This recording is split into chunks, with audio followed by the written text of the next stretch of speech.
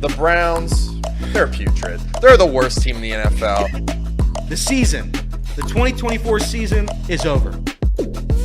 Lamar Jackson can't win the playoffs. He'll win a third MVP, though, so that's great. Drew Sample is the most important piece of the Bengals offense next year. Go Joe Burrow. He deserves to be MVP. I wish he was the Browns quarterback. Kind of mean that. If you're looking for the most reactionary, silly, and unserious show on the internet, then you're home. Live from Hamilton, Ohio, it's Off the Bench by Chatterbox Sports on 1410 ESPN Radio.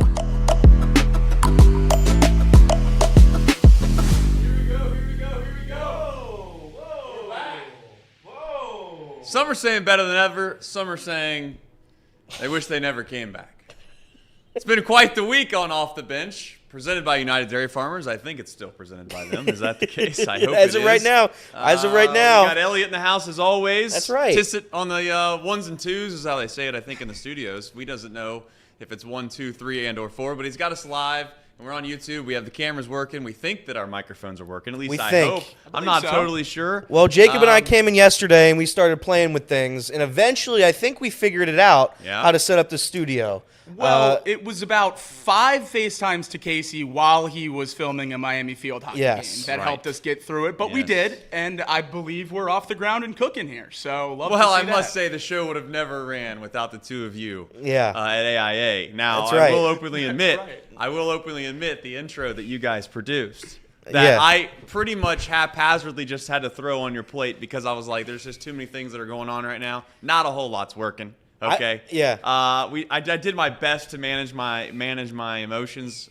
That was until Casey obviously told me that I wasn't showing anything while I had the referee holding the basketball while they were getting ready to start play. But that's a whole nother story for another day, which I'm sure we'll get into at some point during this show. Yeah, I will say I filmed several things that were not used.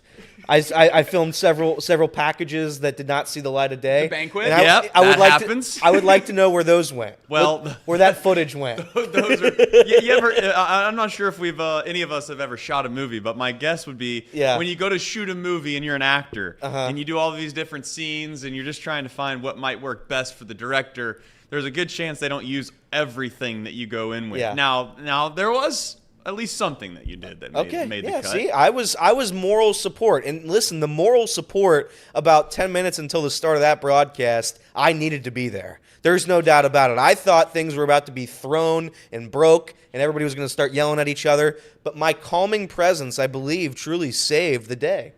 Yeah. So credit to me. Credit to me. Well, I'm glad someone had a calming presence because I'm sure that it wasn't me at times during the tip-off. But you know what? We got through it. We did I want to say an admirable job. I think that's the term to use. But most folks don't really care about what happened at Athletes in Action other than the fact that we didn't do a show on Monday. That's the reason that we were out for obvious reasons.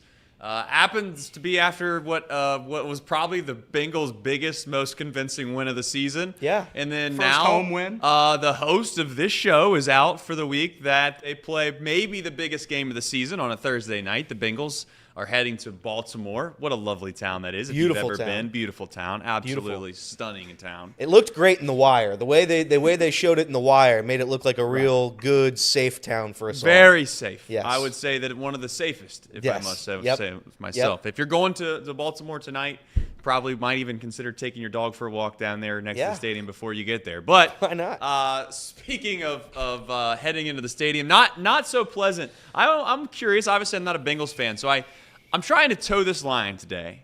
That is, I'm not going to rain on any parades. I really don't want to just be this bearer of bad news. But I do wonder, as Bengals fans, do you feel like you've gotten the short end of the stick now where you've had to go into Baltimore on Thursday nights on short weeks against a team that, let's face it, more than likely takes pride in, and I'm not saying injuring players on purpose, but their linebacker did make a comment last year that that's just what happens when you play Baltimore, when referring to somebody getting hurt. I'm not trying to put this mojo in the air, but I am going to say that this becoming the biggest game of the season, you have to go to Baltimore on Thursday night. Wouldn't you just rather play them at 1 o'clock on a Sunday at some point? Normally I'd say yes, but in this specific instance, I think the Bengals are playing the best football that they've played all season. Granted, it's only one win, but they've won 4 of the last 6 games. They're playing relatively good. So, saying that, having a short week for Baltimore after riding off your best win of the season, I think this is the one example where I'm okay with it. The one example. But normally, yeah, I don't want to play Thursday night at all, especially with all the bad juju, that this is the same exact week in the same night in the same city where it all fell apart for the Bengals last year and Joe Burrow got hurt. I wasn't going to say that. I think you were going to say it. I think you were going to allude to it. Yeah. But no, I think this game's fine. I think this game on a Thursday night, we get to ride the hot hand of the Bengals. Yeah. I'm going to say we have the upper hand. Speaking of calendars, tonight, Champions Grill, you guys are going to be down there to do a show. That's it's correct. going to be the first show that you've done where there's actually a Bengals game right thereafter. That's right. And my favorite thing when walking into the studio today as a Reds fan was I'm looking and I'm like, what is that over there? And I'm like, oh, it's a sign that we've made. It says, do not touch, please, Champion Show. And what was used on it? Well, it was a calendar of the Reds, and it just so happens to be that you don't need a calendar for the Reds if it's October. I was hoping you would notice the month. There we go. Hey, the Reds will be back. Yeah. They offered that qualifying offer to Nick Martinez, so World Series bound. I think we've done 3 have the Reds had a good offseason so far shows during the World Series. Right. These teams are not in the offseason. We're just so used to season ending when it ends. Well, it's kind of like week 3 of the Bengals season, and I'd already seen the good berries of the world starting to consider doing mock drafts of 2025. And it's like, at what point do we draw the line in the sand? But speaking of which, we're getting into that season that is the Christmas season / Thanksgiving season. Yeah. I won't get into the weeds of this, but nothing irks me more, and I love Christmas. Nothing irks me more than folks that decide that they're just going to preemptively start to play Christmas music before we're even halfway through the month of November. Yeah. What would you say? Maybe this is a chat poll question of the day because it's such a very serious sports talk show. What's the day in which you think it's acceptable to start playing Christmas music? So I'm a little different. I think you asked the wrong guy. Yeah, I'm okay. No, I'm gonna go around the room. I'm just curious. I'm okay with it. So I'm okay if you play Christmas music now. I'm okay. The usual date is Thanksgiving. On Thanksgiving, you're allowed to play Christmas music from there until the end of December. That's usually the cutoff. For me personally, I'm okay setting up the lights now, playing Christmas music because it's a season. You have the whole season. What I'm not okay with is when I'm driving to work and I get caught up on that road because the city of Hamilton, and I wish I could show this picture to the world. I was in traffic for, I'm not kidding, 25 minutes. You could probably send it in a drive email folder. it to me. It's too late. 25 minutes. Too much I was work. stuck in traffic because the city of Hamilton was pretending they were New York City and had a giant-ass Christmas tree going down the highway. They were going at 0 miles an hour. They had 3 trucks right behind it with smaller Christmas trees. It was like I was driving through New York City. Are you allowed to say that on the air, by the way? You could say ass. Okay, you could say ass. Just making sure. You could say ass. It's been so long for me, I forget the words. I'll have to go back and read the 7 words you cannot say, I think, on the air. So we all know what some of those are, but I wasn't sure if that made the list or not. I'm glad to clear that up. Jacob? Yeah, I'm after Thanksgiving, too. I thought he was going to be way earlier. He was asking me to play on the radio Christmas music. I think it was right before Halloween. 93.3 The Christmas Star. That radio station plays. It's No free ads. No free ads. on the radio. On a different radio Well, station. it's a Christian music channel. It's a Christian music channel, and they only play Christmas music. That's their bit. Interesting. But nobody listens to that channel before Halloween. That seems off key for them. From Halloween until the end of whatever month that is. December. Sorry, yeah, that's what it was. So from Halloween to Christmas, it's just Christmas music on that station. So you're the types of people I just don't understand. It's like, yeah, there are seasons, but the same reason that no free ads, Starbucks only does the pumpkin spice latte for a couple weeks is because it goes, to use Tom's term here, dialed in. Is that next? Dialed in's next. That's next. That's next. a big way segue, or not even a segue. That's big time promo. That's a promo. It's a promo. But anyway, the reason that they don't sell it all year is because it becomes tired at some point. If you play Christmas music for quite literally 2 months on end, by the time you get to Christmas, you're ready for it to be like, you're not in the spirit anymore. I need to build up. See, that's the thing. That's fair. That's the one thing the Bengals, to segue back here, Wow. have done well is that they start to play good football towards the end of the season. They do. Now, at the beginning of the season, every single year, you hear the complaints of the fan base of saying, why can't we get off to better starts? This is Zach Taylor's fault.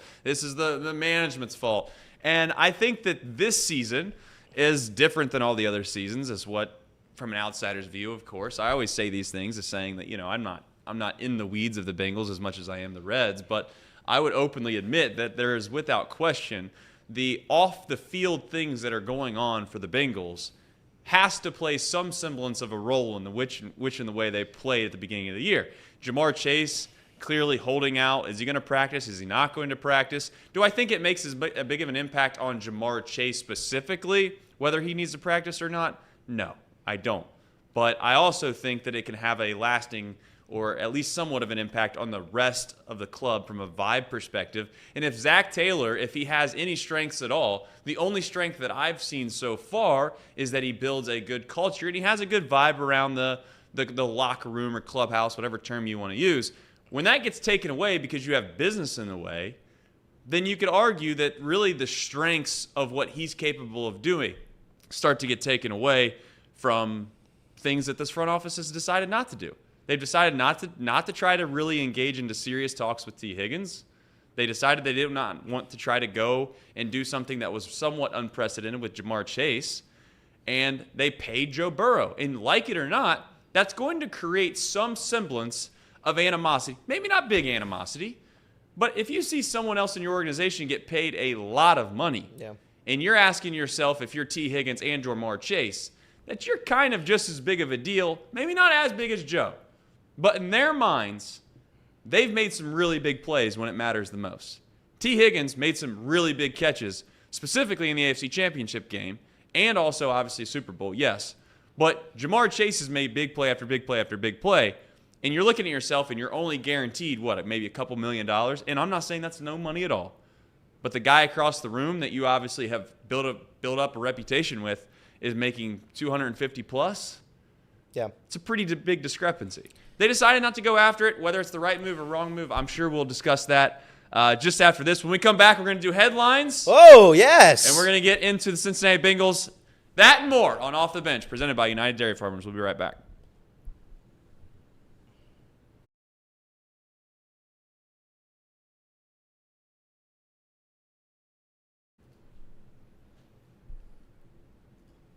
All right, we're back here on Off the Bench, presented by United Dairy Farmers. Yes. I'm Trace Fowler, Elliot Reardon. Oh. Jacob Tissett in the house on 1410 Wing AM. I've not been here so long, so I don't know the traditional way that this show has gone, I must admit. Headlines? Is that a thing? That's a thing. Headlines, Jacob? Elliot loves three things: Joey Votto, David Bell, and leading off the bench with top headlines. This show's off to a what happened was headlines. What headlines. First of all, the camera's on me. Tissett, camera needs to go on the guy that's going to read the headlines. He's on it. And now what happened was The sounder is playing. That's fine, and I want to say something real quick. I got another ad during it. Usually it's my cue to read, but I got an ad. I get 5 ads every 4 seconds in the show. So I got an ad, so I couldn't know my cue. But anyway, headlines. I love 3 things: David Bell, Joey Votto, and something else. They got that. Or maybe not that. We couldn't hear it. Either way, here we go. NFL headlines. It's a special day in sports when you get to talk about these elite headlines. I don't think I've listened. This is the part of the sports calendar where college basketball still hasn't fully gotten to the swing of things yet. So there's not really anything to talk about. NBA's early season, the players don't care, the coaches don't care. Adam Silver doesn't care about the NBA at this point. And hockey, I can't name 5 hockey players off the top of my head. So here we go. There was Maction. If you're a fan of Maction, Northern Illinois, a formerly ranked team. That's right. They beat Western Michigan 42-28 yesterday. Nobody watched it, but it was great. Ohio, Tom's school, the Ohio Bobcats, they shut out Kent State 41-0. Kent State now 0-9 on the season. Jacob, is Kent State the worst team in college football this year? They might be. They're I think definitely they down actually there. might be. They legitimately might be the worst team in relatively major college football playing in the MAC. That's brutal. Can't read, can't write, can't play now. That was good. I think that's what they're doing That's at good. Kent State. That was good. College basketball from yesterday. Creighton, they survived against UT Rio Grande Valley. If your college takes like 9 syllables, it's too long. You got to cut that off right in half. You just call it the Grand Valley. That's what it's called from now on. UT Rio Grande Valley. Far too many syllables. 99-86, Creighton survived. Kalkbrenner, you ever heard of this guy? 49 points. He's still playing How college old is he? basketball? Doesn't matter. He scored 49 of their 90 points yesterday. That guy's got a long neck. He does got a long. He does have a long neck. But that's the best part of the COVID rule. You get unlimited years. Clearly. That one season gave everybody unlimited seasons. Yeah. That was great. Auburn, they obliterated Vermont 94-43. Boy, Vermont. What do you do in Vermont? What do you do in Vermont when it gets cold? You go sledding? I don't know. I think They made that's the about tournament it. a couple years ago. Yeah. Arkansas, they took care of Lipscomb 76-60 in Coach Cal's debut. Cal. You got to He's scream it as loud as you can. That's how right, it works. Cal. By the way, Brad Stevens, did he take over the Kentucky job? I missed it. No, I think what did we put on that? $10,000? What did we put on that one? No, I gave you That the was your chance. last take of this show. That was your very last I think take. the last take of this show was Jermaine Burton was a nightmare, and secondarily, Amarius Mims was not a project. We'll get Both back of on. those seem We'll pretty get good. back. We'll get back on whether those came to fruition. But go ahead and continue your headlines, please. Indiana, 17th ranked Indiana. They start their season with a win over SIU Edwardsville. The storied program of SIU Edwardsville. That's why they made that Hoosiers movie, because of a win like this. UConn, they crushed Sacred Heart 92-56. Good for UConn. They're just going to go right back to back to back. Rutgers, they crushed Wagner 75-52. Those are your ranked wins yesterday in college basketball. The unranked teams I don't care about. NBA, Paul George was booed in his return to L.A. The Clippers beat the 76ers 110-98. The 76ers are without their superstar Joel Embiid because he shoved a reporter, and he also doesn't want to play. So good for everything's going great in Philadelphia. The Nuggets, 124-122 victory over the Thunder. That is the first loss of the season. They were 7-0. Were the Oklahoma City Thunder coming to that game. Nikola Jokic, this guy is the greatest basketball player to maybe ever walk the planet. Jokic scored 23 points, had 20 rebounds, and 16 assists. Almost a 20-20-20. Just unbelievable. They win 124-122. Ja Morant, he left with an injured hamstring in the Grizzlies' 17-point victory over the Lakers. In the post-game press conference, Coach Redick said everybody needed to be better, but commended LeBron James for trying his best. That's right. Everybody needed to be better except for LeBron. LeBron, you just do your thing, buddy. Well, you just keep going. He's the best ever. That's what he does. That's true. That's fair. The Hawks, they win 121-116. Zachary Rissache had his first breakout game, the number one overall pick? That's right. The number 1 overall pick, Zachary Rissache, scored 33 points. How do you say his last name? Rissache. Rissache. I think you're pretty good there. I think he's from France, maybe. Maybe. Warriors, they win 118-112. The good people of Boston decided to boo Olympic head coach Steve Kerr because he benched Tatum in the Olympics. That's right. Tough couple days for Steve Kerr. But I don't understand why they're booing, because he actually played the better Celtic in those Olympics. Derek White was available and playing good minutes during those games. I always forget you're a Derek White guy. Where do you have Jason Tatum ranked on the Celtics depth chart? Like 6. He's the 6th man. He's the 6th man of the Celtics because Derek White carries that program into championships. No doubt about it. Your guy, Brandon Miller, That's right. He beat the buzzer and won it for Charlotte over the terrible Pistons. So buzzer beater for your boy. He's pretty good. Against the Pistons. Pistons. That's of right. all things. They're The Hornets aren't very good either. Their over-under is, I think, 13 wins this year. So good win there by Charlotte. You snuck one out. NFL news, this is pretty much the last headline I saw. Dak Prescott's going to be out longer than 4 weeks as his hamstring pulled off the bone. So it's worse than they thought. And he's also a bad quarterback. So you add all that together, and it's not a whole lot of good news for That the means good he's city gonna miss of the Bengals Dallas. game, right? Huh? Just Yeah, after it the is. trade deadline as well. So a situation that I think if you're the Cowboys, you'd have probably liked to have known before, but maybe not. I got don't know. Cooper Rush. I would say, I was thinking this the other day. If you're the Bengals and you have the situation that happened last year with Browning, there's obviously some sense of comfortability of keeping him around because then at that point you know that you have a chance to win. You know, I don't want to say every single game, but you'd be competitive in almost any game with Jake Browning. Whether or not you'd be able to win with this defense and Jake Browning, I don't know. That's to be determined. Hopefully Bengals fans never have to find out.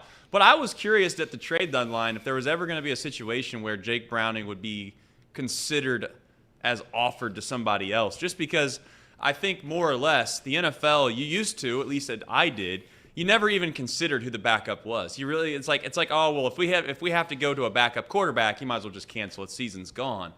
But it seems more and more, even though the NFL is trying to more or less protect these quarterbacks as much as possible, and it's becoming a little overwhelming at times watching these games because the roughing the passer calls get a little bit to where you feel like it's just not in good nature of the game because you're just overly protecting these guys. But they're not being any healthier because of it, it seems like. Like last season, I seen 60 quarterbacks started a game in the NFL. So, yeah, you could argue that certainly that's because of maybe bad quarterback play, and there was a certain amount of teams that were just cycling through them. And you look at a situation like the Browns, where they were cycling through a bunch of guys when they had a good football team, and they ended up with Flacco, and they ended up getting the doors beat off of them in the playoffs. But point is like, what value is placed on backup quarterbacks now? I think moving forward is going to be a lot higher than it used to be. And what did the Bengals decide to do with Jake Browning? Because they had an opportunity, in my opinion, probably to shop him around. They decided not to. I wonder what the value is, though, in the organization of what they think Jake Browning is or isn't. Because the last thing I'm going to say is you see this all the time. And if a guy gets an opportunity to play long enough, like Gardner Minshew, the rust usually shows up at some point. You can hide the blemishes all you want, but these quarterbacks are backups for a reason. I was not saying I was hoping, but I hope that the Bengals can find a way to get something out of Jake Browning than just to hold on to him and then eventually he just leaves. Well, I don't know what he's worth, and I don't know, like, if you get rid of him, who would be the backup? Logan Woodside? And Logan Woodside, respectfully, Toledo, shout out to Toledo, he stinks. So well, I think there is value to having somebody that can take up that mantle when your starter goes down, and how much that would be. Like, Jake Browning's not worth more than a sixth. Like, you would, at very most, you'd get a seventh, probably. Okay, and maybe that's not worth it. But ultimately, like, my thought process with the Bengals right now is that we can all agree, I hope we can all agree, that this roster isn't something to hang your hat on and think to yourself that they're going to be able to carry you to do anything special.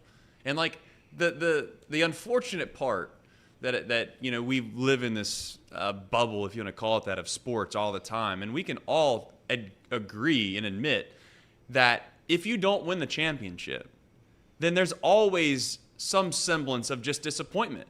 And you can be as excited as you want that you go to the Super Bowl, and the Bengals just went to the Super Bowl, but it doesn't satisfy anything really. Like, it doesn't. You're not to the point where you're like, you know what, we did it. And I will openly admit that this roster that the Bengals have is nowhere near close enough to being able to be competitive with Jake Browning at quarterback. You're going to need to have an elite level quarterback in order for them to be able to carry you to something that you would consider special. When, unfortunately, it appears that the other team that this team has continued to compete with doesn't have that problem.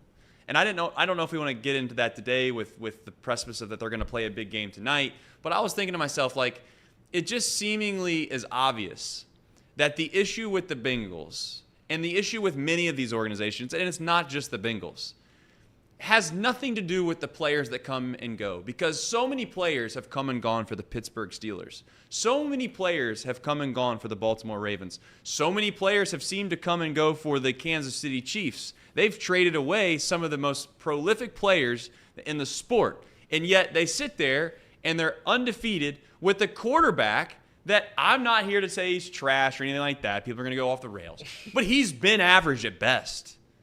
He's been average at best. And I wonder to myself, what does it ultimately take to get to be those organizations? And I don't think it's as much of X's and O's and all these things. It has to do with decision-making at a front office level, and that's the difference between many of these organizations and many of them that don't win. And you can make excuses and say, well, Joe's hurt and T's hurt and Jamar didn't get his contract, but they are the ones that ultimately decided to pass on Bates. They're the ones that ultimately decided to extend linebackers that you can blame the defensive line, but they didn't try to keep any of the interior defensive linemen around to try to save some money. And the ultimate question I have for the Bengals front office is, if you're here to save the money, that makes sense because you have some people you need to pay. But why are you nickel and diming the people that you need to pay if you're going to, on the other hand, go out on one side and sever relationships because you need to save these said money? maybe it's coming. And that's what I keep telling myself. Maybe it's coming. Maybe the Jamar Chase deal will happen as soon as the season's over. Maybe they have a plan to keep T. Higgins. Maybe they don't. But they franchise tagged him once. And you have said before that you think they should franchise tag him again, which seems crazy. Well, you don't play him on that tag. You would tag him to trade him. Just to try to get the value. Now, Correct. The question I would have, though, is if you tag him to trade him, doesn't the other team, and maybe I'm naive of how the NFL works, but wouldn't the team have to take on that said contract? So if you were able to trade him before he signed the franchise tag, you would be able to trade him on a new extension to that other team. So you would think that they would be getting an extension done with T. Higgins prior to the trade. Then you're trading whatever 20-something-year-old wide receiver on a 4-year extension to this team. I think that's the way to get the most value out of him now, trading him while he's hurt. I don't think does you any good. Obviously, the trade deadline's already passed, but a lot of people wanted us to move on from him then. I don't think that does you any good. You're kneecapping yourself there with value because he's not on the field. I think the best chance was to try to roll the dice this year and hope he played, because we know the injuries have been a problem. We hope he played this year and gave us a chance to run into Super Bowl. We didn't expect to be this bad, or at this point in the season be this bad. If the record was this, the Bengals would have moved T. Higgins in the offseason if they knew this is how the season would have gone. I firmly believe that. I agree. But at this point, I think tagging him again and trading him is the right move. The only thing with T. Higgins that I cannot co-sign is letting him walk for free like they did with Bates. That's just, I can't wrap my head around why you would do that. I don't know how much value he has, though, anymore.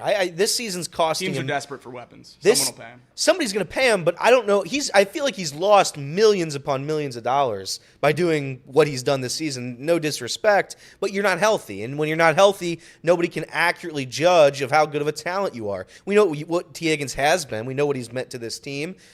But this is why you don't pay him. This is why Reed's been saying it for months now. What you're seeing transpire in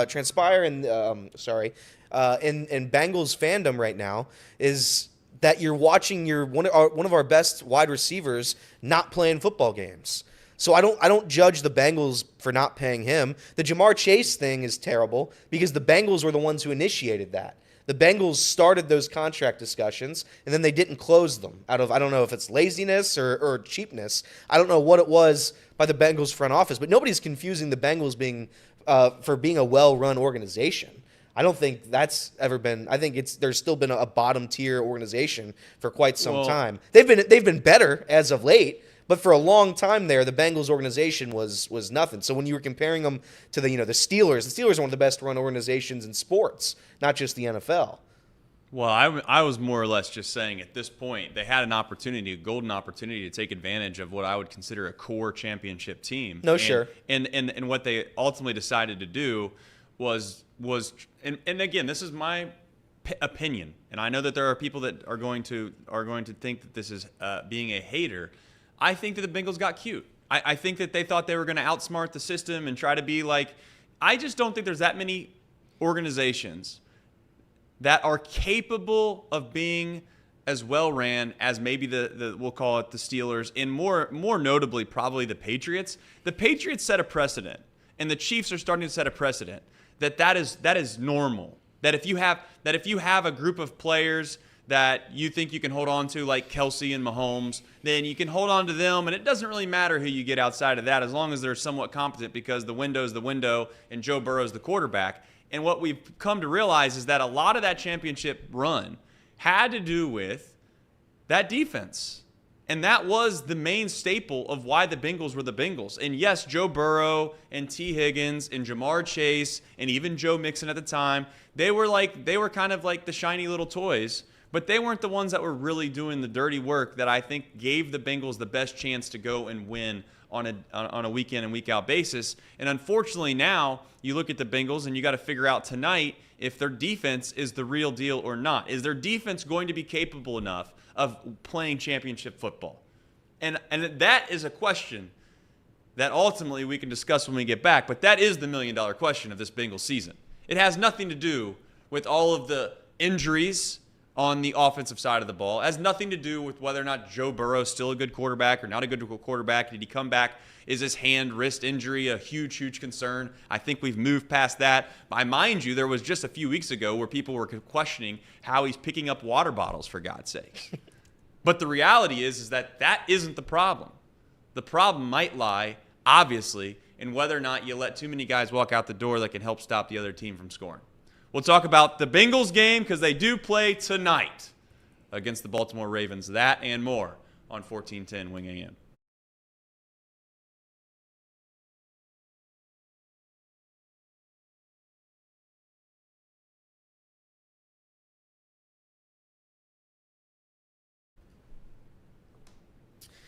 Amazon Prime time. Cincinnati Bengals are playing against the Baltimore Ravens. We're going to discuss that on Off the Bench, presented by United Dairy Farmers.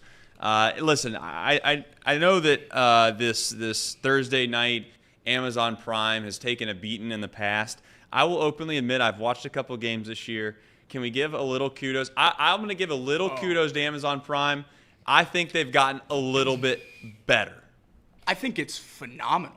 I love the Amazon Prime broadcast. I think Al and Kirk are great in the booth, highlighting the blitzers and like the Prime View sky camera stuff.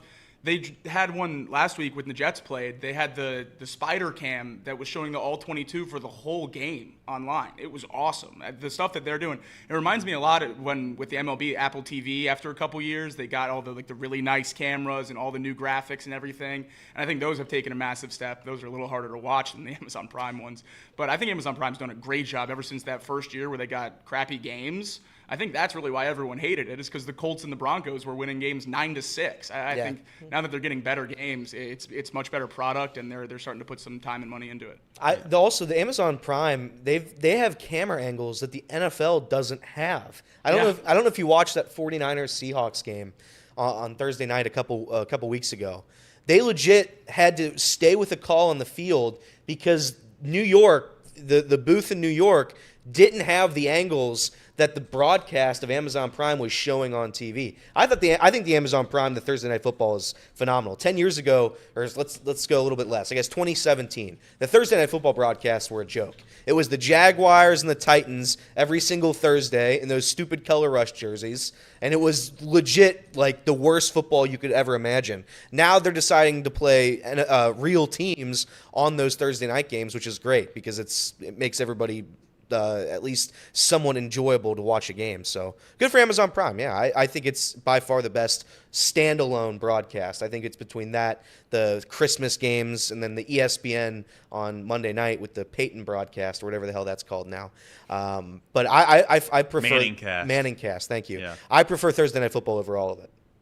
Yeah, I've never gotten into the kind of Manning casts of the world, and I know they kind of had spin-offs of those as well after the Manning brothers had some success. But as far as the broadcast goes, the first year I think that there was just so many people that were complaining about the streams kind of being laggy at times, and it's like it's their very first season. Yeah, I'm fairly confident that Amazon, if they're able to figure out how to get you a screwdriver at your door in the next 45 minutes, if you decide that you want to order one, they're probably going to figure out how to put a football game on television at some point. Yeah.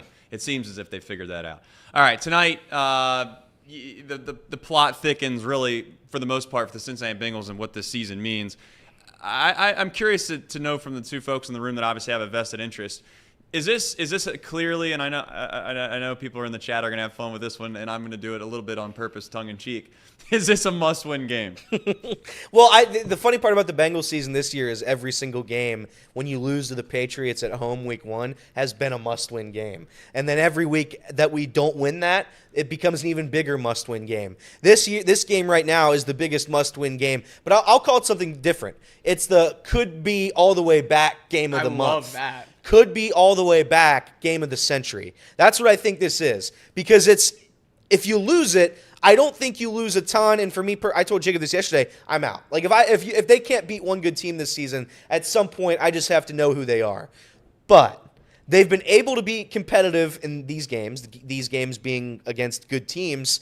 You already beat the Ravens once. We can call that a loss. That was a win. If Zach Taylor doesn't decide to entrust Evan McPherson with a 75-yard kick and just run the ball up the gut 3 times, we win that football game, no problem. But he didn't. He wanted to trust the kicker. We're in field goal range. How's that look in the standing column? Do they give you like a quarter of a point or something? No, it's not like hockey where you get the half point. There's not a third column. No, it's just a loss. We lost, but we really won. But we won that game. Gotcha. If you watch that game, the Bengals won that game. So if you can replicate that, and by the way, I saw some guy on ESPN, I don't know who it was, and these ESPN talking heads, I lose track of them. Somebody said yesterday, Joe Burrow is not going to be able to carry the Bengals. Didn't Gardner Minshew do it against the Ravens? The Ravens' defense stinks. You talk about the Bengals' defense stinks. The Ravens' defense is just as bad. Horrible. It's a horrible defense. The Bengals' offense is going to be able to score 35 points tonight.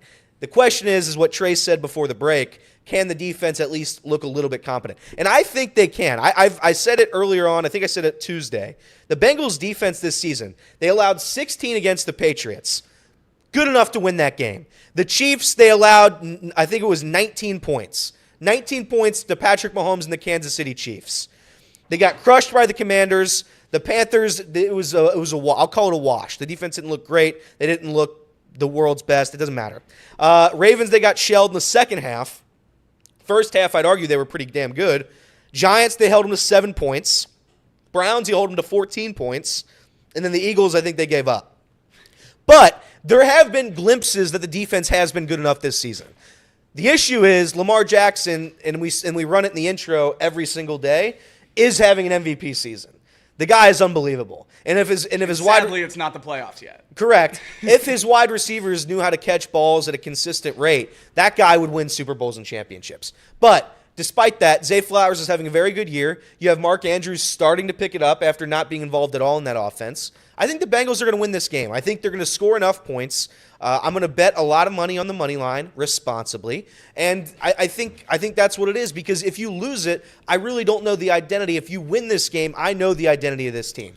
They have a juggernaut offense, a mediocre defense, and if Joe Burrow is able to will this team to a playoff appearance, fine by me. Josh Allen's doing the same thing in Buffalo. So if we can do that, I'm fine, more than fine. I think that's where me and you differ. You want this game to figure out what the Bengals are. I already know that they're a bad football team. My thing is that there's a lot of bad football teams in the AFC, and a couple of them are going to make the playoffs. So I think the Bengals are still very much alive in the playoffs. And don't get that twisted that I think they're some amazing football team. I think they have an amazing quarterback and an amazing wide receiver and a hell of an edge rusher in Trey Hendrickson. And I think those three pieces can get you some wins if you muddy the water in a lot of games. So once the Bengals get in, I'm not out on them by any means, but they have to win a lot of games in order to get in. Back to the original question on whether this is a must-win game, I don't know. I don't think so. The rest of the schedule is very, very easy after this game. Would you like to win it to give yourself more confidence against the better teams in the league? Absolutely. But you have Chargers, 2 against the Steelers, Titans, Browns, Broncos, and at Cowboys without Dak Prescott left on your schedule. You're going to be favored in almost all of those games. If you lose this game, if you lose this game, you have 6 losses on the season. You need to win 10 to get in, so you only have 1 loss really left on the schedule. I think the Bengals can do that when losing this game. It's obviously a hard uphill battle, and it doesn't give you a great shot. But I think with the remaining schedule, the Bengals are not out of it after losing this game. I would love them to win this game. And if they win this game, I think they might be back in the AFC North mix. So that's a unanimous, not a must-win game. It's not a must-win game. Correct. It's a must-win game for the division. Yeah, 100%. I think that's fair to say. The saving grace here, the solace, if we're going to take solace in anything, it's the fact that what you just said, I think that the AFC is going to have some teams that sneak into the playoffs that are just not great teams, right? They're similar to, like, reminding me of, like, the Washington Commanders of years past in the NFC, where the Commanders are hovering right around that last playoff spot. But if they get in, no one's taking them serious. Quite literally, no one's taking them serious. And if the Bengals were to get in, the only real reason that they're going to be taken serious is because of the star power that they have in Jamar Chase and obviously Joe Burrow. But the real question is going to become, if they have any semblance of a chance, you're going to find out somewhat tonight, and if this defense is capable of coming back to the mean a little bit. Were the first few games this season a shock? Yes, because they were giving up 1 million points. They looked lost, and it looked like they quite literally were never going to stop Jaden Daniels, and they didn't stop Jaden Daniels in prime time. That was just after, mind you, arguably one of the best defenders on the team saying they run a nice, pretty college offense. Yeah, those are just, I'm just saying, those are just bad optics, right? Those are bad optics. But bad optics doesn't always mean that it's necessarily a reality. Sometimes you can find something and see something, and it looks a lot worse than it actually is. And that's the question that this Bengals team has that's still pending, in my opinion, is this defense as bad as we originally had thought after the first few weeks? Because they've shown some semblance of signs that they might be a little bit better the last few weeks. So now the jury's still out. Is tonight like cold hard case closed type situation if they go out and play unbelievable or they give up 1 million points? I would venture to say, as probably a fan of Cincinnati sports in general, you're going to hold a little bit of side of a pessimistic type of approach to this. If they go out and hold the Ravens to 10, you're going to feel great. And you're going to still think to yourself, are they capable of doing this again? If they go out and give up 45 points tonight, and I know that's a little higher than normal. It's the NFL. They shouldn't be giving up anywhere near 35-plus points. But let's just say they were to do that tonight. I think you can just ship it in that no Bengals fan is ever going to trust this defense for the rest of the season. Yep. And Lou Anarumo. That's your guy. Yeah, absolutely. Armadillo is a great defensive mind. The question is, too, for him is, this is the same guy that was getting praised, like quite literally, that he was one of the main factors in the defense and the Super Bowl runs of how he was able to make adjustments. I have a hard time believing that he just completely lost and forgot how to coach football. Who's going to hold someone on the defensive side accountable to step up? Well, at what point do one of these secondary guys step up and grow up? You drafted a lot of defensive players. Some of them are going to have to play better. Jacob's been saying that all season long. It's not really a Lou problem. It's just a talent deficiency problem on the defensive side, and that means it's a roster construction problem, which means it's a Duke Tobin and ownership problem because it's not really on Lou. Maybe Lou's never been good. Maybe Lou's been bad this whole time, but certainly the defense has gotten more turnovers. They've been able to get stops in the second half when you've needed it, or at least hold teams to a field goal. Usually that's been the MO. They can drive all the way down the field, but the defense will eventually put their feet in the ground, stick their feet in the ground, and stop the other team from getting 7. They can get 3. They can't get 7. The Ravens have the best offense in the NFL by a wide margin. They've scored 283 points. That's the most points in the NFL by, I think, 30, maybe 25. So the Ravens have the best offense in the NFL you're playing. I don't know if tonight is going to be a big indictment on the defense if they're unable to stop the MVP, best offense in the NFL, Baltimore Ravens, on the road in Baltimore. So I don't think it's like that big of a deal. My question to you would be, you say the Bengals wouldn't be for real. Nobody would take them seriously if they were able to sneak in. What teams would you take serious in the AFC? Because as of right now, the Broncos are in 5-4. Are we taking the Broncos seriously? No, I think that the vast majority of these teams, and unfortunately, very similar to other sports leagues, it's become the haves and the have-nots. There's not really a whole lot of depth when it comes to some of these leagues. And the truth is I think in the AFC, the vast majority of these teams that are going to sneak in, most people are going to give no chance to. What I was suggesting, though, I think you misunderstood what I was saying. I think the Bengals are going to not be viewed upon. They're not going to be viewed upon as a walkover just because of Joe Burrow. But that is more or less just a mirage. The question ultimately will become, the only way this team can become somewhat of a serious team that you have to worry about is if the defense shows up. And that's not earth-shattering news. I get it if you watch the Cincinnati Bengals on a night-in and night-out basis. But the truth is that from a national perspective, right, I think that there's two sides of the coin. There are some folks, and certainly Kansas City, and they might not admit this, but I know this to be pretty much a fact. Kansas City does not want to play the Bengals. No. Because there's this clear, evident thing that they rise up to the occasion and play really well against them. And I guess the question I ultimately have is if they're capable from a defensive side of the ball to give Joe Burrow a chance. Because they've not done that a few times this season. Joe Burrow, when he comes out in a press conference and says he has to play damn near perfect, and then quite literally does, and they still lose, is the most damning thing that you could possibly have in a football team. And he's already admitted to what Jacob said. They're not a good team. I've never really seen a quarterback do that. And that's fine. I actually respect it. I've never seen a quarterback just said we're not good enough. That's the funny thing is like reporters, they have to ask these questions and they're asking Joe like what's this, that, what's that. Like listen, like at some point Joe Burrow's just the quarterback. Like he can't go and tell you who they're going to get at the trade deadline. He can't go on the defensive side of the ball and get a stop. But tonight is a great task. And I would also say for those that always talk about offensive play calling meaning something and having a good schematic offensive system. And I know people are going to come back and say, oh, look at it. I hope you realize that I'm not truly a homer. Yes, there's times where I'll throw in some bits and jabs. I try to take what I see and what I watch and provide some substance to it to have reasonable discussion about sports.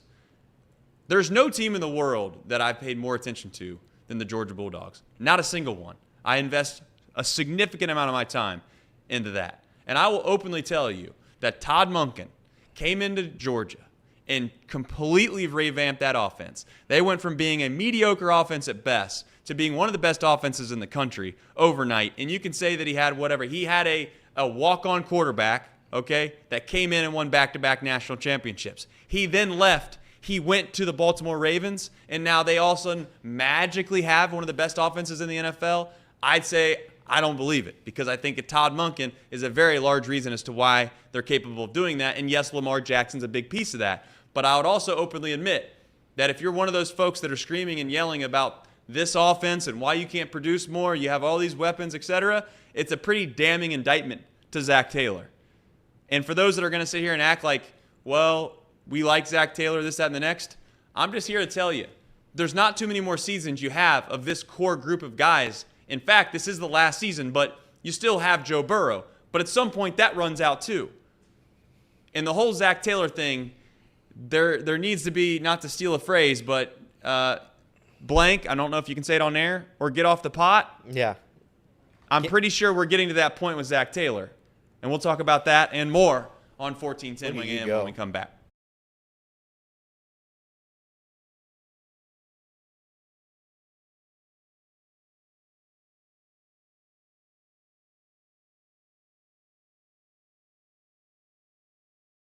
All right, welcome back into 1410 Wing AM, your home, I think, to the best sports radio talk. At least we think during this hour. During this hour. Better than That's Coward. what they say. Better than Coward. Yeah, who wants to listen to him anyway? He's like, now in the NFL, let's talk about Patrick Mahomes. Speaking of Coward, Patrick Mahomes Green is Mouse like hosting tomorrow. Yeah. Oh, yes. Yeah, he's a Patrick Mahomes merchant. He's a Colin Coward stan. Yes, he is. That's probably why he thinks Patrick Mahomes is quite literally the best quarterback that's ever lived. And, you know, the crazy thing about this is everyone always thinks like, oh, Trace is always, you know, I get Patrick Mahomes has won a ton of Super Bowls. I get it. I understand it.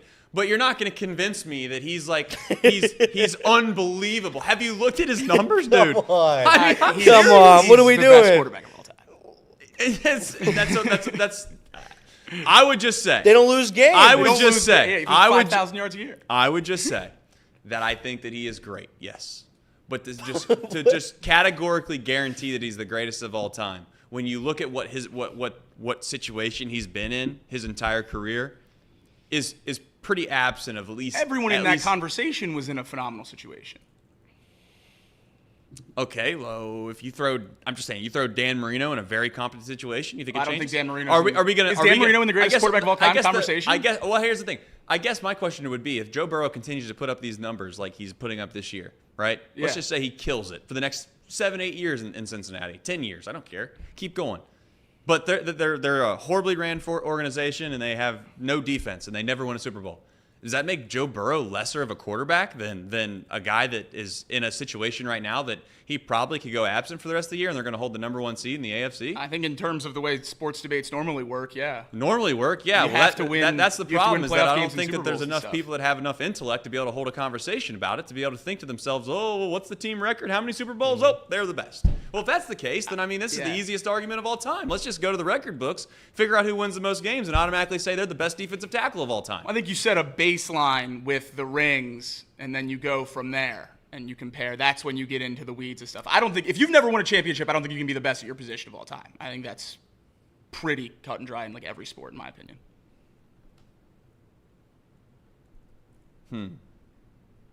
I get the concept because it's a team sport, and the whole goal of a team sport is to win a championship. And if you're the greatest of all time, you've pulled worse teams to that playing field at some point. I just don't see. I don't see it that way. That's fair. I don't see it that way. But Patrick Mahomes didn't have players this year on offense. He didn't have the first 4 weeks of the season. He didn't have players. You lose wide receiver 1 and 2. You lose wide receiver 2 before the season starts. You lose wide receiver 1 like week 3. Travis Kelce, respectfully, he's 47 years old. Yeah. Running back 1 goes down as well. You have Kareem Hunt off the street. He throws up 100 yards a game now. I just think I think with what the Chiefs have done, what Patrick Mahomes has been able to do this season has been pretty damn incredible. I know Patrick Mahomes has been not You're thinking great. Patrick Mahomes' seasons this year is incredible. That's the term you use? No, No. I'm saying what they've been able to do despite everything has been incredible. I'm not saying Patrick Mahomes is having the world's best season. I think he leads the league in interceptions. I'm just saying that what they've been able to do despite all these excuses that I would have if I was a Bengals fan as to why the Bengals aren't good, them still winning every single game pretty easily, mind you. In fact, the only game they don't win easily is when they play the Bengals. So I don't know. I give the Chiefs and Patrick Mahomes a hell of a lot of credit. Sometimes you don't look your best when you win games, but if you're able to win the game, who cares? I just think that he gets So do you think an immense amount of credit for what he's accomplished? Immense amount of credit. And that's fine as the quarterback, I guess, because ultimately at the end of the day, maybe you get too much blame when you lose, you get too much credit when you win. It's just wild to me that you can look just holistically at the season that he's had this year and not think to yourself, what would happen if you put another very good quarterback in the same system? What would change? What would change? Not a lot. If Joe Burrow was the quarterback for the Chiefs during the entire time of what the Chiefs have done, does he not do the same thing? And again, that's so ridiculous to say, and I completely understand if you're a Chiefs fan, you'd be like, that's the most absurd thing. He's done it. He's actually done it. I get all of that. But I just have some semblance of a doubt when the quarterback play is as abysmal as it's been this year for the Chiefs, yet you look at the record and they've not lost a game.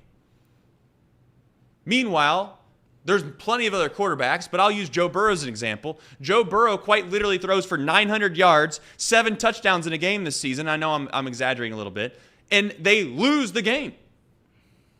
Yeah. Let me ask you this. Do you think anybody could have been in Tom Brady's situation? 100%. And won 7 Super Bowls? I don't know if they win. I will openly admit I used to be a little bit on the side of thinking Tom Brady was overrated. I think that some of the intangibles, and you know what? Patrick Mahomes may have these as well. Things that you can't see behind the scenes. I will give credit to Tom Brady in saying that I think that he orchestrated and delivered on having an incredible culture and holding guys accountable and doing his job at a very high level, and that's why they won Super Bowls. So I'm not going to take anything away from Tom Brady. I know that many people put him into the quarterback system category, and I used to do that as well. But that kind of gets debunked, even though I think he was a really smart guy when he went to the Tampa Bay. It doesn't take a rocket scientist to look and say, where do I want to leave after I leave the Patriots? Oh, let me go to this team that had a quarterback that threw 30 interceptions. Shout out to Jameis Winston. You better check your sheet. That all-timer. If you don't know what that is, I feel sorry for you. You need to go watch Jameis Winston's press conference, his very last press conference with the Tampa Bay Buccaneers. If you don't know what check your sheet means.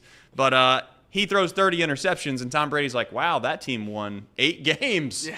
I think I'm going to go there. But when you win a Super Bowl with a whole nother franchise, quite literally after you left within 2 years, you kind of have to just applaud and move on. So we do have breaking news. Breaking We news. have breaking news. Is this it's actual breaking news, and it's phenomenal that you're hosting the show.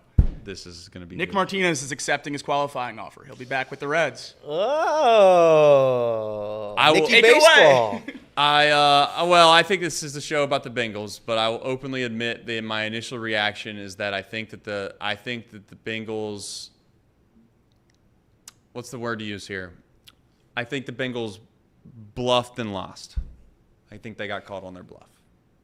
I do not think that the Bengals wanted to pay The Reds. Nick Martinez. The Reds. If the I'm Bengals sorry. played Nick Martinez $20 million, we'd have a you never problem. know. I'm sorry.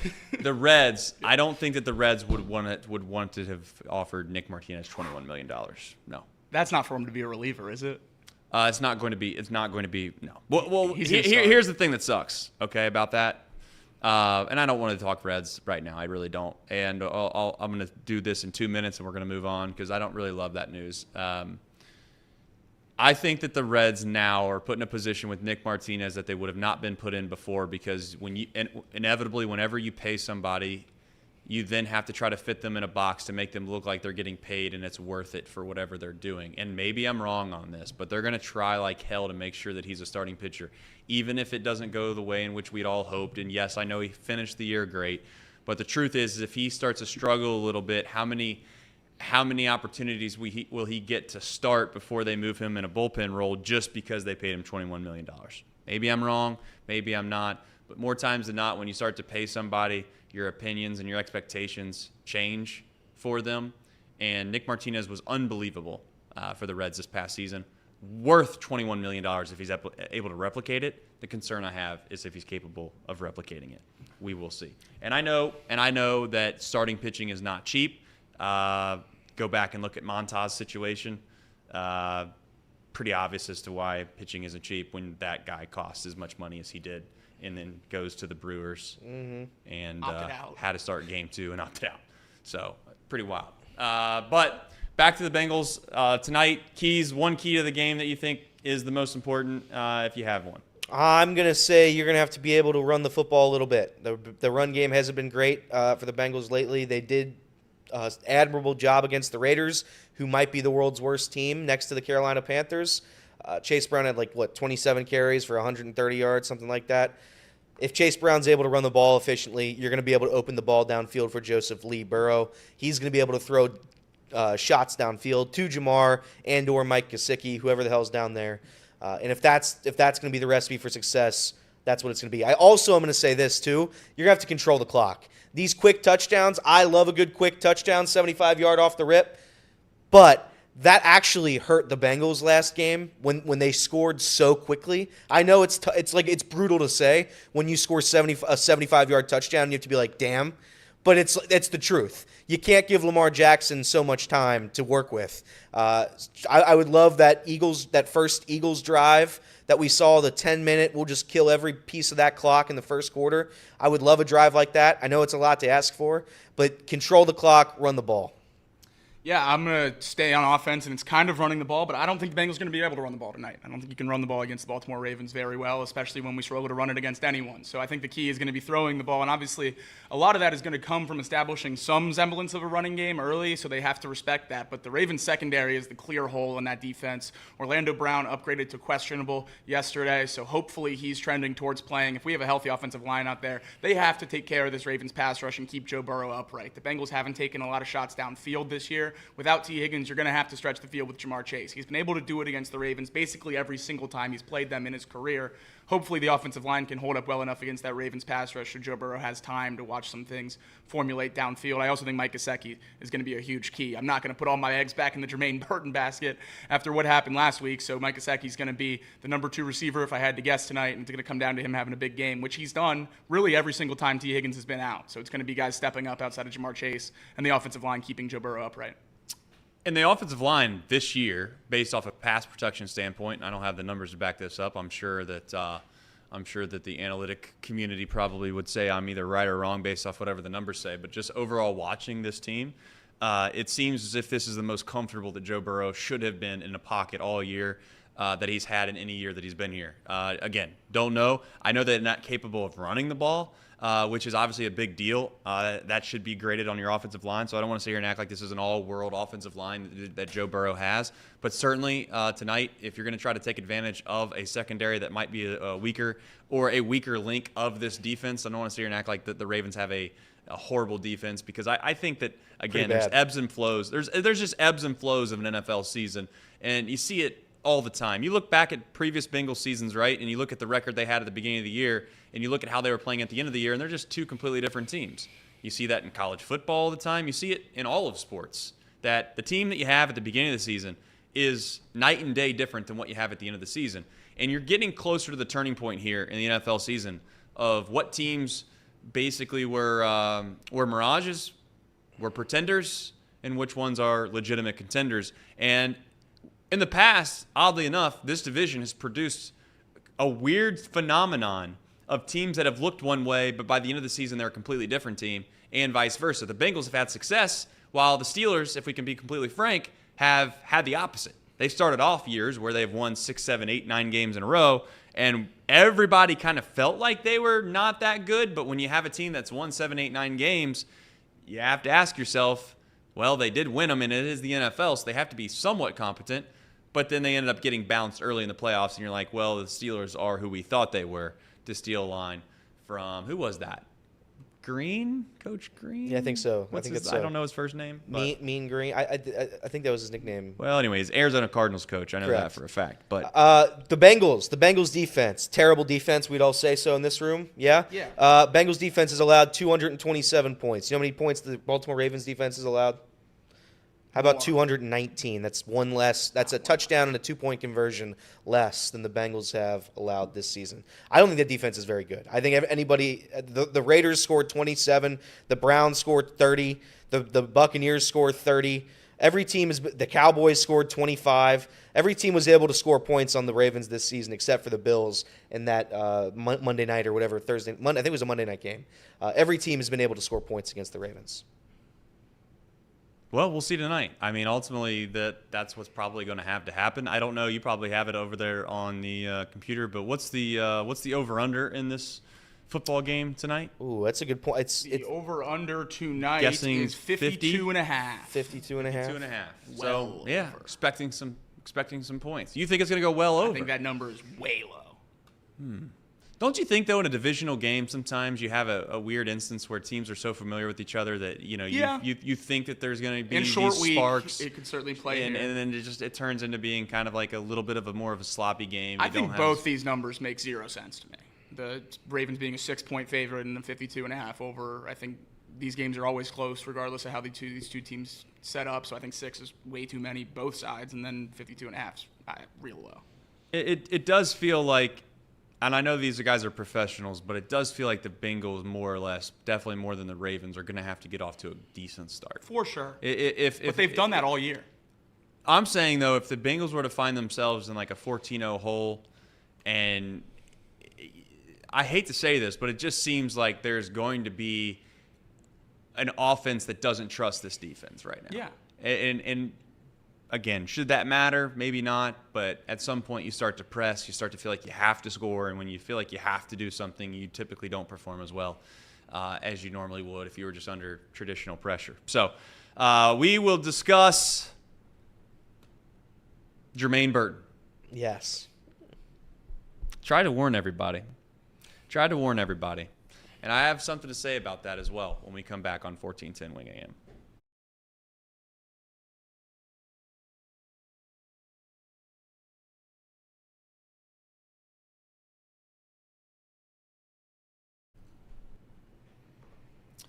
Welcome back to Off the Bench, presented by United Dairy Farmers. Elliot Rearing, Jacob Tissett, myself, Trace Fowler. Back in studio. This week's been a tough week for Off the Bench. Monday, no show.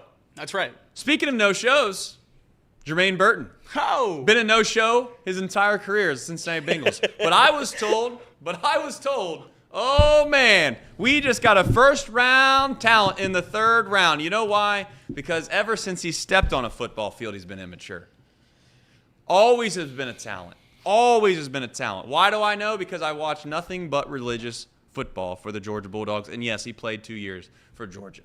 And even during his time at Georgia, there would be times where he reminded me of another guy that played for Georgia that was immature, named George Pickens. Wildly talented guys. You could see that they were probably just a little more talented than the rest of the group. But something seemingly always separated them versus the others.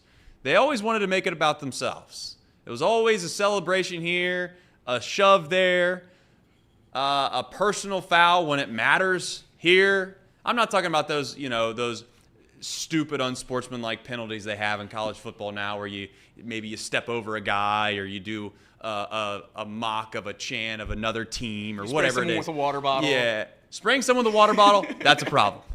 But I'm not talking about just the minute details that happen sometimes when you're competing. I'm talking about walking over to a student section fan base that you don't even need to go over to, doing something that's inappropriate, and then wondering why you have repercussions on the back end, and then seemingly doing something in the same jest the very next week, and never learning from your mistakes. And that is what Jermaine Burton was when he was in college. And the only real reason that he continued to be able to play in college is because, as always, in life in general, you get a longer leash the more talented you are. If you're capable of doing something that no one else is capable of doing, you get the benefit of the doubt, don't you? The problem with Jermaine Burton in this situation versus when he was at Georgia and Alabama is that there's other guys in the room that are pretty damn good too. And they don't have to have you. You don't have to be on this team. They have plenty of good receivers. And yes, maybe he's a little bit better than Trent Irwin. Maybe you can convince me that Yoshi isn't as good as Jermaine Burton. But I got news for you. It's the NFL, and they're not going to put up with the shenanigans that went on in basically what he did his entire career in college. And now that there's obviously photos surfacing of him being at the casino, et cetera, et cetera. But this is who they drafted. So you can't play the back end of this saying, I can't believe that this is happening. You thought you were going to be able to change somebody's behavior. You got a talent that maybe he was a first-round talent, but you got him in the third round for a reason. And now you're paying the repercussions of said thing. And this has happened in the past with the Cincinnati Bengals. They're not the only ones that have taken a chance. Might I remind you that Joe Mixon was obviously for very, very more serious circumstances as to why he obviously had some baggage coming into the draft. But that worked out about as well as Cincinnati Bengals fans could have ever hoped with Joe Mixon. But I am so sick and tired of seeing people complain and cry about, why isn't Jermaine Burton getting a chance? Why isn't Jermaine Burton getting a chance? Obviously, the guys in the locker room, and I'm not just saying they make all the shots, but between the coaches and certainly what seemingly based off the discussion and or the reaction from Joe Burrow last week, they don't want him there. Because at some point you have a culture. You have people that are trying to accomplish something that are of the same goal. And if you've been in any organization long enough, we've had it in this organization, I've had it in other organizations when I've worked at different places. If you have one bad apple, you have one guy that nobody wants to be around, and they're forced to be around everybody, it kind of ruins it for everybody. You'd almost just rather be shorthanded and not have them there. And that's what's happening with Jermaine Burton. And if you think you're just going to force him out on the field and that's going to fix all the problems, I'm here to tell you that it will do the opposite to whatever made the Bengals successful in the first place, which I'm not saying it's all culture. But if that's your main ingredient, again, every time I ask people, why do you want to keep Zach Taylor? What's the main thing that Zach Taylor does that makes him so good? It's the pizza parties. It's because he has a good culture. He's a good leader. Everybody feels like they're ready to go to work with him. And it seemingly seems that we just want to shove Jermaine Burton into a mix that's going to somewhat taint that said thing. I think that's why a lot of Bengals fans thought it could work, though, is because they were so optimistic in that Zach Taylor culture, in this new era Bengals culture. Bengals fans were fed up with that after Marvin Lewis. The players with the character issues and everything along those lines.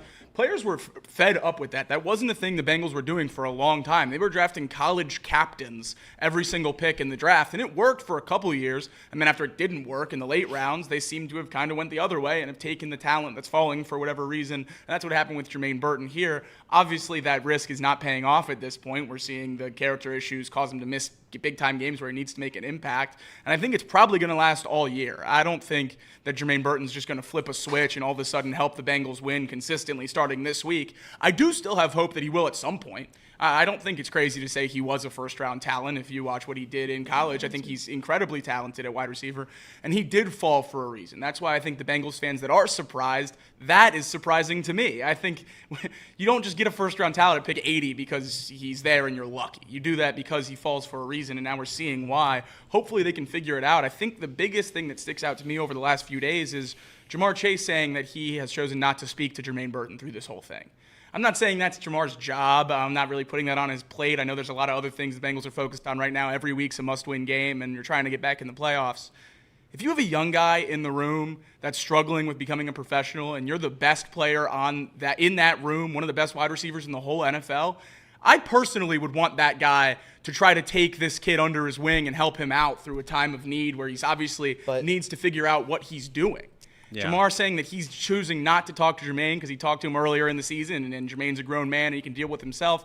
I don't know that that's wrong, and I don't necessarily blame Jamar. I just know how I would react if he said the other side, that he was working with Jermaine, and I would have been really, really excited about that. So that was really the only thing from this that I've taken away since the benching and the casino that has made me think something else about it. Well, I would just say this about Jamar Chase saying that is at some point you can only handle so much of a douchebag. That's true. Like, it's true. Like I tried to help him. He doesn't want to help.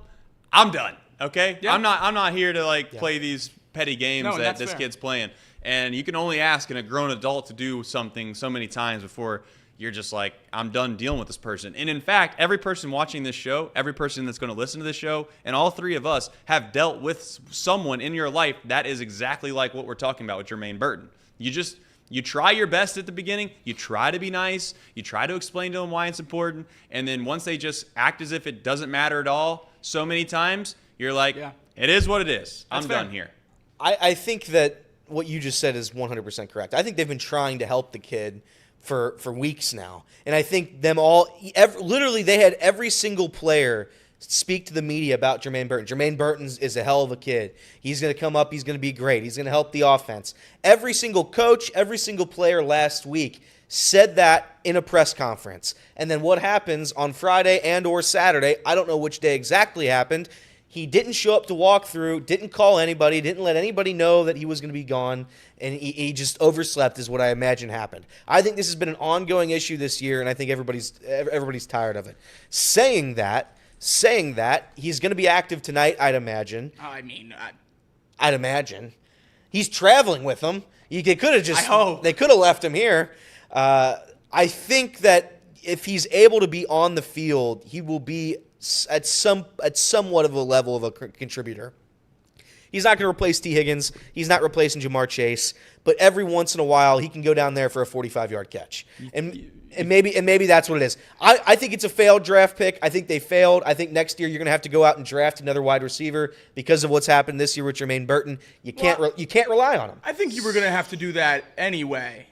No, if Jermaine Burton played this year and was great, then you would not be looking at. I heavily disagree there. You were not going into next season with Jermaine Burton as your wide receiver 2 next to Jamar Chase. No shot. If he looked like Jamar Chase his rookie season, you would. I mean, but that's my point. Is like if he's a first round talent, the ceiling for him at 80 was to be a really, really good wide receiver. T. Higgins replacement is what I would argue. Somewhat of a T. Higgins replacement. I think that would have been a big, big leap for him in 1 year. I'm not saying he should be. I'm saying in the Bengals' eyes, that would have been a best case scenario. Is that we think that he could replace T. Higgins. We don't have to pay him. We can pay Jamar Chase. We can kind of move on. We have somewhat same semblance of a roster structure from a dynamic duo threat at quarterback, and ho hum. You try to move forward. The problem is though now is that you have a guy that hasn't showcased that, and I would openly admit. As much as I've said everything I've said about Jermaine Burton, and the same goes with anybody in their life, you can make a choice at any moment as a human being and change, whether it's good and or bad. Yeah. And he could. He could. Now, more times than not in life, as we've seen it, and you can look at cultures and society and how you were raised and all these different things, it influences how you behave most of the time throughout life. But not always. Because at some point you can make a personal choice in your own life that despite all of these circumstances that are surrounding you, you're going to do this come hell or high water. And at some point, Jermaine Burton's opportunities are going to come few and far between if he doesn't start to make some of these choices that obviously he's not been making that allow him to have his teammates trust him and also get on the field. And I'm not rooting against Jermaine Burton because obviously I had to take at the beginning that I don't want to say a cancer because he's won in college, right? It's hard to say that a guy's a cancer when he's won national championships at two different places. But clearly, there's an immaturity level that Jermaine Burton had when he came out. I pointed that out, and I hope he changes. I hope he does, because it's not benefiting the Cincinnati Bengals or anyone else for that matter the way he's acting. Maybe it benefits Hollywood Casino, but outside of that, well, no, because they void all my bets on him. Well, I'm saying for him. I mean, they probably, I don't know if you wins know, the but they slots. make He a lot wins of the money. slots. He won the off slot. slot He won the machines. slots. He won the slots. He won the slots. He won- that he's a day. winner. Well, that's what everybody says at the slot machine. If you have a gambling problem, call 1-800-GAMBLER, 21 plus in Ohio. And for Jermaine Burton, you make enough money already, man. Go to practice. You don't. You could actually make a lot more money if you just studied the playbook and ran routes well. You don't need to go to the slot machine and try to win millions of dollars when you already have millions of dollars. How much slots would you play, Trace, if you were a multimillionaire? I gotta say I would play him just as much as I play him now, and that is none. Because when I walk in the casino, I quickly realize, wow, they got 1 billion slots in Those are here, bright. and they got like 3 blackjack tables. I wonder why. I wonder why these lights never go off. All right, speaking of lights going off, we'll see if these lights are gonna go off. One more segment, baby. When we come back on 1410 Wing AM.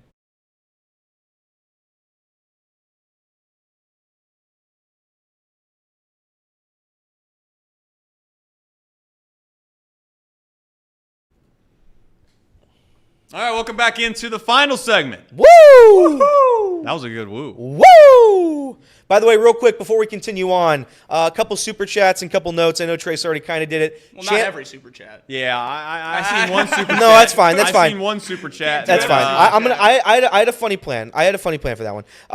Real quick, Justin Edgel, member for 13 months, sending inappropriate supers for 13 months. So thank you, Justin. Justin also paid $5 to give a super chat that we obviously can't read. But I'm going to say he showed up to work today with a smile and he wore jeans in anticipation of tonight's game. A smile and some jeans. Good work, Justin. Thank you very much for that super chat that obviously you just wasted $5 on, because who the hell is going to read that? I can't read that, Justin. You know I can't read that out loud. But okay, continuing on real quick. Champions Grill tonight. I'm wearing the shirt. Champions Grill. It'll be myself, Reed, and Casey. It'll be right before the Bengals game, so 7 to 8. We're leading up into the Bengals-Ravens game. Do a show. Have fun with us. Shout out to some of the members that have been there all year long. Michael Ackley and Nate Seltzer. I think they've been at every single show. So thank you guys very much. The members have, I've felt your love there at every single champion show. We're going back tonight. We'll see everybody there on Work Road. That's W-E-R-K Road. Okay, that's Champions Grill with an E, G-R-I-L-L-E. Champions Grill, Work Road tonight at 7 o'clock. Before the Bengals game. See you guys there. Hoo-day. Back to Trace. That was very nice. Very nice done. Very nicely done. Thank you. Final segment. I guess there's going to be a Frankenstein approach to this segment. I had something to say about college football really quickly. I am excited to see the fact that the college football playoff not only expands the opportunities for other teams, but we also get an idea to see if teams are legitimate or not legitimate. And Indiana football clearly has become the name of many people in college football to figure out if they are legitimate or not legitimate. And I will openly admit, them being ranked number 9 is a bit of a travesty. And I only say that largely because if they were a big brand, they would be ranked higher. And we all know that. But the reason I wanted to bring them up is because of that reason. The reason that you get ranked higher more times than not is based off the pedigree that you provided before. The recruiting rankings, they come out every year, people. You can see who gets the best players that come out of high school into college every year. It's not rocket science to figure out that if you have a highly rated recruiting system each and every single year, you're probably going to be pretty damn good at football. So this whole nonsense that is, oh my gosh, Indiana football, they're ranked 9th. How could they be ranked 9th if they were Ohio State or Alabama or Georgia or USC or Notre Dame? Now, if Notre Dame, you could have an argument. But they're going to get a chance to play against some teams that obviously are going to be a part of the college football playoff. They're also going to get a chance to go to the college football playoff more than likely. And when they do, they're going to get an opportunity like every other team to possibly play for a national championship. And that is the reason that the college football playoff is what it is and it is what it should be. Because before, we did do this game in college football that was, well, who's the best? Are they the best? This computer ranking has them here and that computer ranking has them there. And at the end of the season, we're going to take the 2 teams that have the highest computer ranking and they're going to play, and they're the only ones that can win the national championship. Obviously, that's a flawed system. It's also a flawed system to not even have a national championship, which is what they had before the BCS. And then the BCS then obviously went into a a non-BCS where there was committees that actually voted, and then you went to a 4-team, and now you find yourself into a 12-team. And that's fine. And that's why Notre Dame and teams like of yesteryear kind of ruined it back in the day, if we can be honest, because they made the national championship as a part of the BCS era, and then they got the brakes beat off of them, and then everyone's like, well, how could they get a chance to play when this team and that team and that team only had one loss? We don't have to worry about it anymore. I don't know why we're sitting here arguing about whether or not Indiana should be number 9. Maybe they should be 7. Maybe they should be 5. Maybe they should be 2. Hell, put them at 1. I don't care. Because ultimately, they're going to get a chance to play against teams that we'll find out if they're legitimate or not. And I get it. There are news cycles, and I get Joe Klatt has to find something to talk about. I get all of it. But what's the point of arguing over rankings anymore? There isn't one. The whole point of the playoff was to eliminate us sitting here 8-9 weeks into a college football season and trying to figure out who the top 4 teams are. It's over. You don't have to do that anymore. So there's no point in doing it. Just enjoy the games. Watch the games. At the end of the season, we'll get to figure out who the top 12 teams are. And guess what? The difference between 13 and 12 is going to be a sizable enough of your season wasn't unbelievable to where you don't have to worry about sitting here crying that you didn't get a chance to play for the national championship. And that's all that really matters. Just like the college basketball tournament. Yeah, we can sit here and argue whether over, I don't know, UC or Baylor, this team last year should have been in versus that team. But we all know that UConn would have beat the brakes off of them by 40 if they had a chance to play them because they weren't even close to being national championship worthy. The whole goal of college football at some point should have been just to give everyone that deserves a chance to play for a national championship an opportunity to do so. And you know what they've done? They've done it. And if Indiana, at the end of the season, gives themselves a chance to do it, it doesn't matter that they're ranked 9th as we sit here on November 7th. That's all I had about Indiana. What do you think? Sick and tired of hearing about it. What do you think the lowest seed will be to win a college football national championship in this era? 5. 5 is the. 5 I don't is think the you're going lowest to have to go? teams that aren't. I don't think you're going to have many low seeds win championships in this era. I just don't think it's going to happen. I think you're helping the big dogs win more in this system. I've said that since it started, since it was voted in. I think the chance that the smaller schools, the TCUs, I mean, who else went on those runs? I mean, even UC making it. I mean, obviously they didn't win that first game, but they made it to the Final Four. UC has no chance of making the Final Four. Like any team at that level has no chance of making the Final Four at this point. You have to beat 2 great teams, 2 championship level teams instead of 1 now to get there, to get to the Final Four, whereas you just had to win 1 to get to the championship. That TCU team's never getting out of the second round. Like they might get lucky at home if they host a game, or if they win the conference championship, they get a bye. They'll get ran out by the Ohio State that lost to Michigan, or the Alabama that lost at LSU. Those teams that didn't have the 1 or 2 game wiggle room in those tough Big Ten and SEC schedules, they have it now.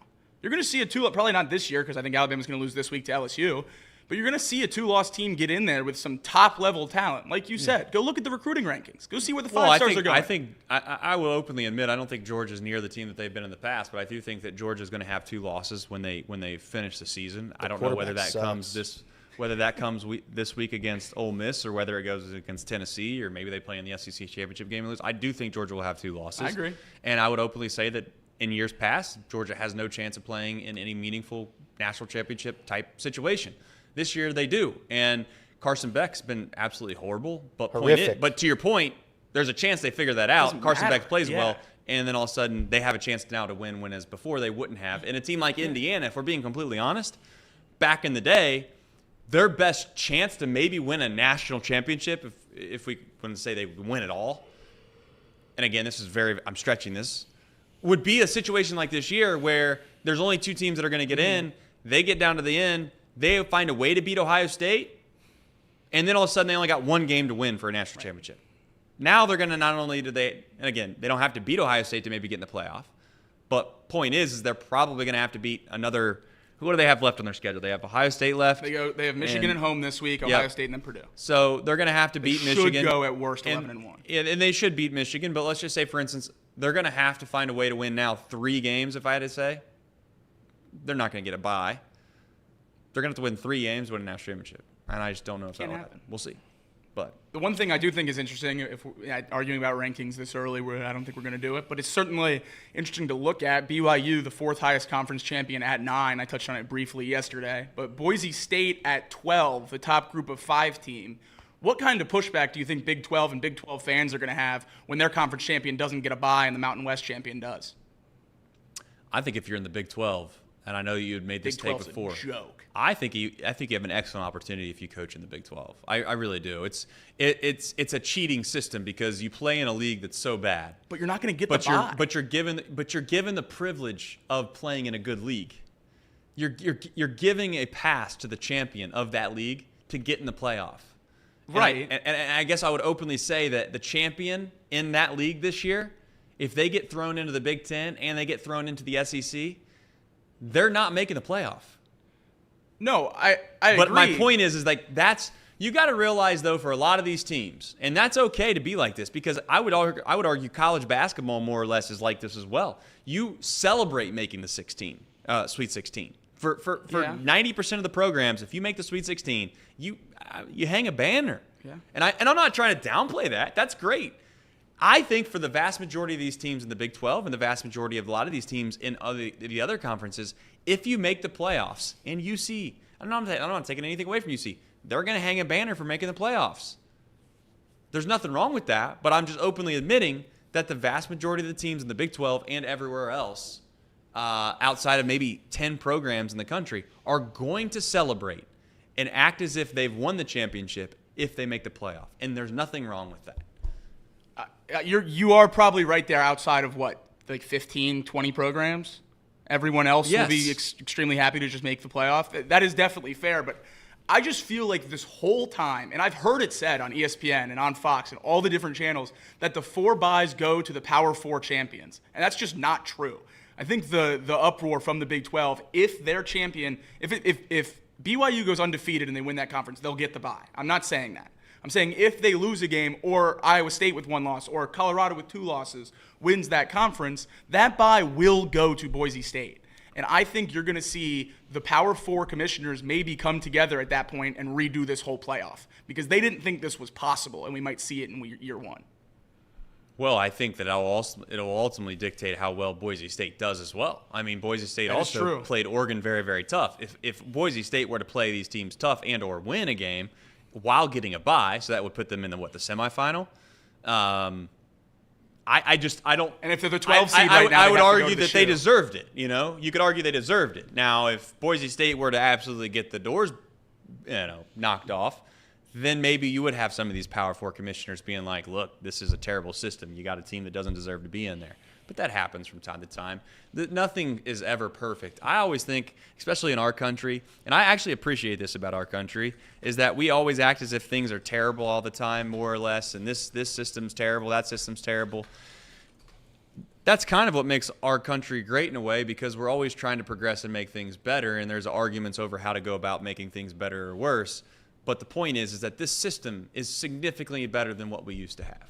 And I don't think you can argue that. I get that you could say that maybe it waters down some of the big games for the power programs. The Ohio State-Michigan game will never have the same type of real intense atmosphere that it happened or had because of it was a championship game. And the SEC championship game might have been a play-in to get to an actual national championship game. And this year, maybe there's going to be 2 SEC teams that are playing in it that are more worried about making sure they stay healthy than to actually win the championship, whatever.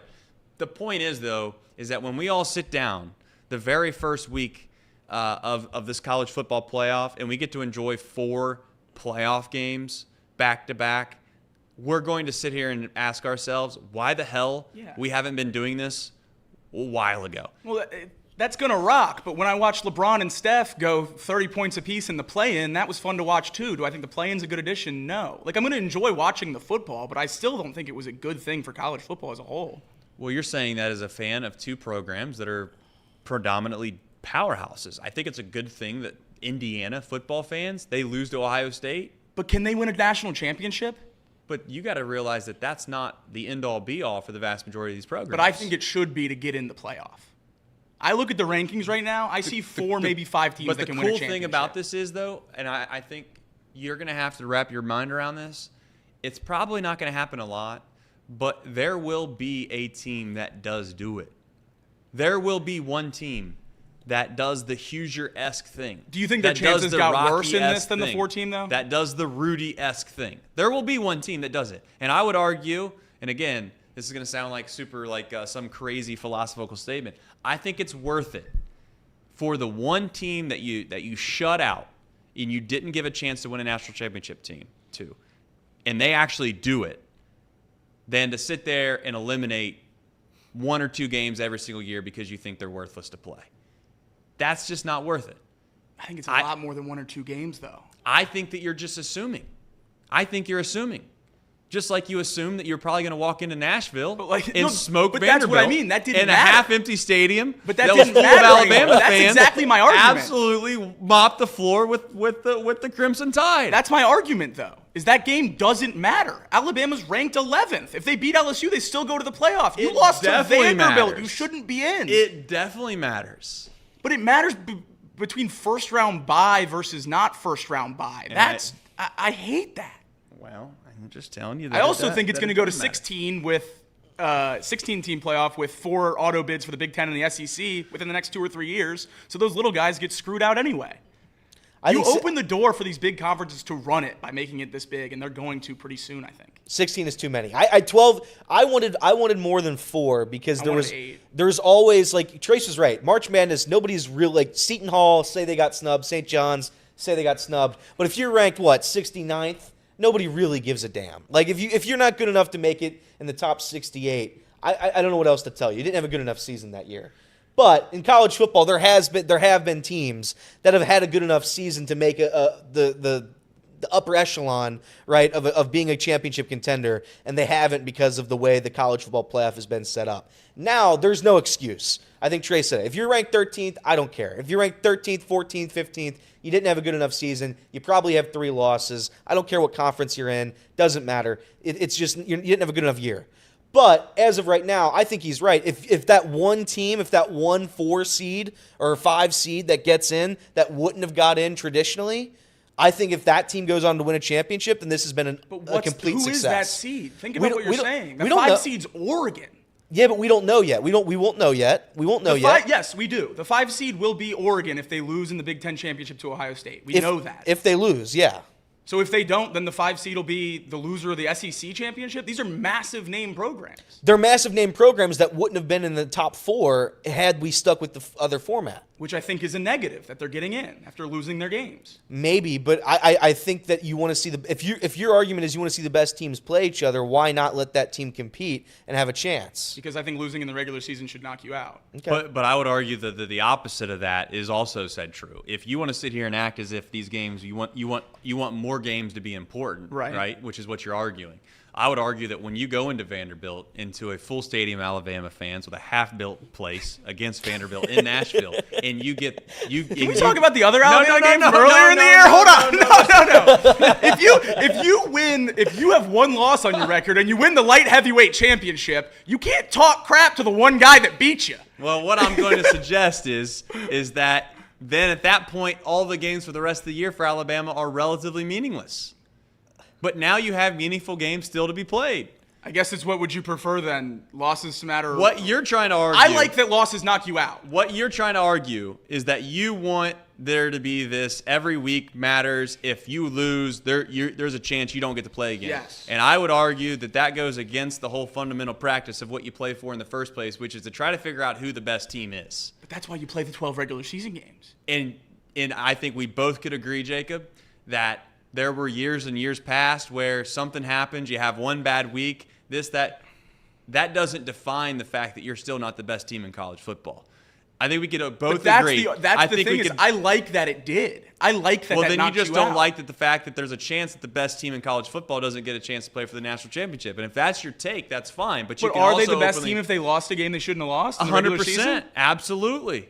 Absolutely. So the loss just doesn't matter then. Are you suggesting to me that last year, let's just say, for instance, the year that TCU got into the playoff, it would have been Georgia versus TCU.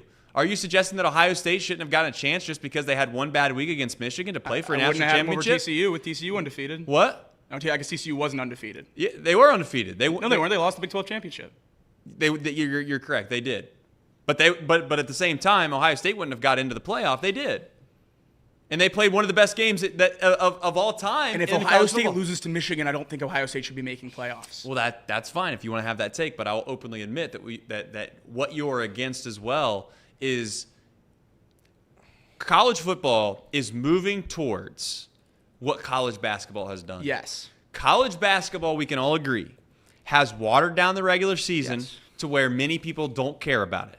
I get that that's your take on this subject. I would agree with you that you don't want to get into a spot where, as a college football fans, the regular season is relatively meaningless because you have so many opportunities to get in the playoffs that, I know we're not playing good football, but if we can just figure it out by the end of the year, that's all that really matters. That is a problem. At 12 teams, I don't think that's the case. At 16, maybe. We can get into that discussion. That's fair.